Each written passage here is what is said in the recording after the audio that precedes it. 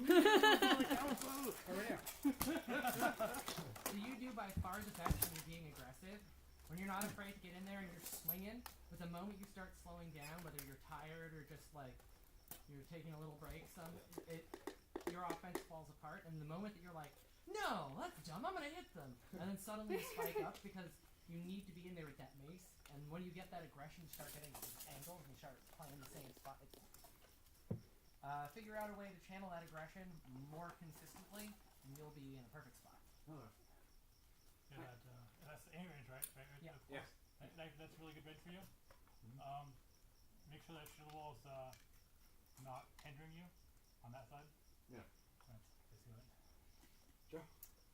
So you fight like a guy in a shield wall right now, is what I Yeah. would say. Is you sit behind your big shield, and like you actually do a pretty good job passively blocking. You even do a little active blocks on your onside. It's just you get sort of surprised when guys start stepping around you. You're like, why is this guy moving? Because guys don't do that in a shield wall, right? Because you got a guy to your left and right. Hey, where are they? Yeah, exactly. For your shots, it's almost like it looks like even something when it's really really wide open, you just don't throw very hard. Yeah. And I don't really know why, because like your shot mechanics are there. It looks like you're deliberately throwing slow, and you can hit harder with the mace. You just throw harder. And then one other thing. Yeah, when you're stepping into A range, just be cognizant of the fact that you tend to raise your shield up in front of your eyes and blind yourself. Other than that, like you actually are really hard to work around that shield. It's really difficult to get a shot on either side. Cool. Big thing for me, like, I want you to come at me. You're super good. You're digging deep. You're coming at. You need to not give a tell as much. So you've got the shot selection. You know that you can throw for the head. You know you can throw for all this stuff. When you do it, you like wind up and do it. So that allows for me to go, cool, it's coming this way. I'm gonna block. So if you can just get tighter with that, so when you're in your shot, ready to throw, you don't have to do this full thing. You can still get that same thing with that 1-inch punch, right? Like get that body motion, get it all prepped up. So whether you're gonna do a flat snap or an offside, work on doing that without doing the full Babe Ruth swing. Because that'll get you faster, and then when you see those openings, you can get there and cut out like 3 steps. Yeah, it's nicer on your elbow. Yeah, also that too. But good D. You've seen Fight Club, right? I want you to hit me as hard as you can. I mean that from the bottom of my heart. Find whatever it is that makes you want to growl and spit and beat the crap out of somebody, and summon that up for every ounce of your body. I don't think I've ever seen you like that ever, by the way. Really? Angry? No. Definitely more aggression, because every person that you fought, if you let them dictate the fight, you just sat there and let them move around you.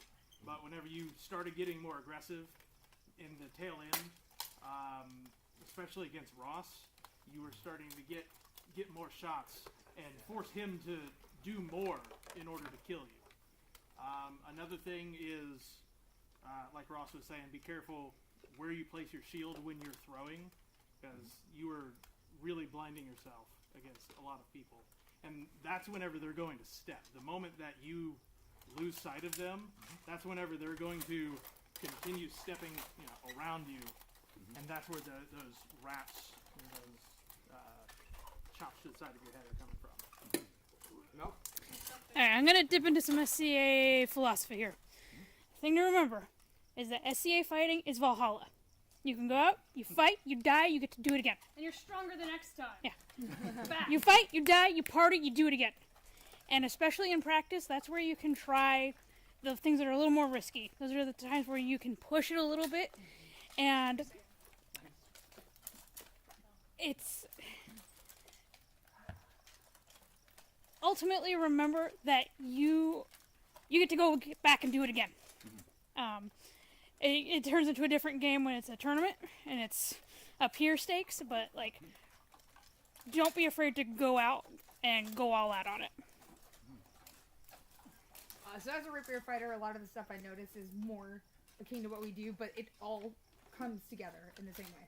So for you, I noticed actually that you were on your heels a lot And if you weren't landing directly on the heel, it was very flat-footed. Which particularly when I noticed when you were fighting her and she started to really get aggressive and you were being that defensive and you're going backwards, you don't have your balance.